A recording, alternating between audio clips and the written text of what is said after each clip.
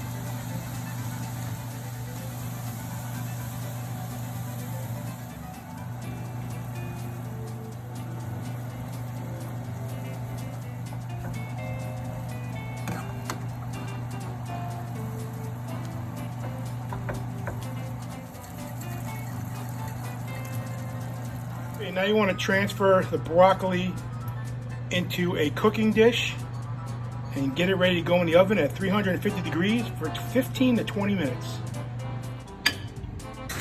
There you have it. Fresh and out of the oven, ready to serve.